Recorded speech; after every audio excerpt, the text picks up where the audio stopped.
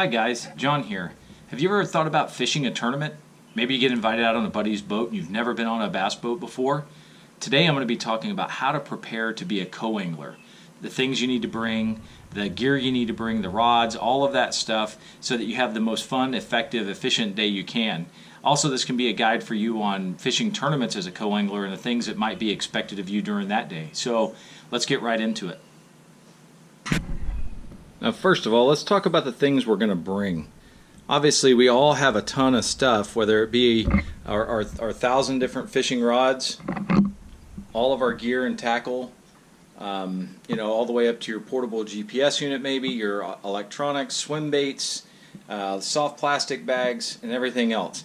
Obviously, you can't bring everything, so we're going to focus on the right things to bring for the day. Okay, the first thing we're going to talk about is rods and reels. How many do you bring and what style and everything else? Now, the style portion really depends on the type of fishing you're going to be doing. If you're going to be fishing someplace like Clear Lake or the Delta, it might not be a bad idea to have a spinning rod for drop shotting or for something, some sort of finesse fishing. If you're going to be fishing someplace where you're going to be just throwing big baits all day, big jigs, big crankbaits and all that, then obviously you're going to stick with your bait casters. So let's look at how we're going to lay this out in the boat, how you're going to store your stuff, and that'll determine really how many rods you bring during the day. So what we're looking at here is a typical bass boat layout. Driver on the right, passenger on the left. My boat's a dual console boat. It's got the second console here, glove box and all that stuff. So when you're determining how many rods you need to bring during the day, obviously you need to know, is it a single console or a dual console boat? That'll obviously help you make a decision, but more importantly, you should be talking to the boater. Find out what the plan is for the day, how many different styles of fishing in different areas you may be fishing during the course of the day, so that you can make sure you don't overbring stuff. Nothing worse than trying to pile in 7 or 8 rods in an area that really won't hold that many. Not only that, but it may piss the boater off over the course of the day too. So once you get in the boat and you're ready to go and you're loading all your stuff, your rods just simply slide up here, right up next to where you place your feet, and then down. And they just lay flat next to the boat, or on the side of the boat there. They're nice and tucked up out of the way, and that makes it a lot easier during the course of the day for you to get them in and out. Now, if you're going to be using a spinning rod may cause a little bit of melee down there when you're trying to pull the different rods out during the day, so keep that in mind. Okay, what we have here is my normal boat bag. I've had it for years. I bought it at Bass Pro Shops years ago. It's one of their XPS ones. It really is suitable for fishing as a co-angler.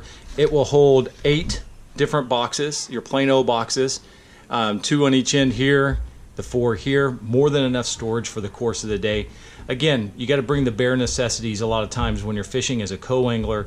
Overbringing your plastics, and just if you try to bring everything you own, really that's probably going to be too much. Communication with your angler is key.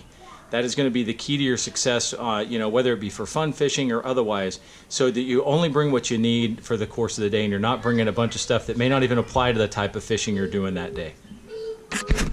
Okay, here's some of my boxes here.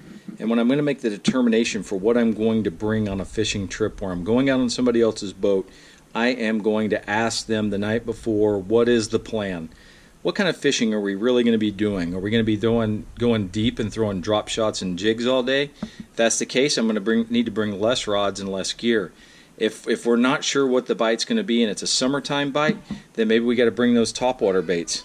Maybe we need to bring the topwater and the frogs, right? We don't know until we ask. Also, when it comes to soft plastic, you can always over-prepare with soft plastics. I've got these little bins down here that you can see. They're great for storing jigs or soft plastic bags. Again, try not to bring too much, but bring enough. Bring enough so that you've got your stuff for the day, so that you're not trying to borrow their stuff or anything else. Now, if it gets on a specialty type of bite and they've got the right gear, obviously they're probably going to help you out. But be prepared yourself for the most part.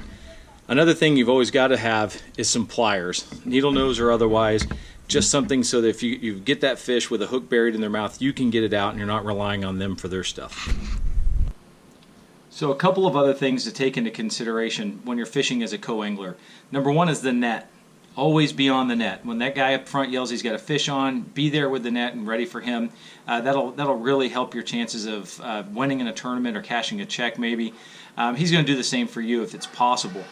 Next thing to take into consideration is the way you cast. I'm guilty of this all the time, casting over, casting in front of, or around where the guy in the back of the boat cast. You just got to be mindful of those things. Some tournaments, and I think FLW is one of them, when you're fishing as a co-angler in those tournaments, then there is rules as to the angle in which you can cast ahead and everything else. So you got to take those things into consideration. I hope this helps you out. I hope you appreciate the idea of what you need to do to fish as a co-angler.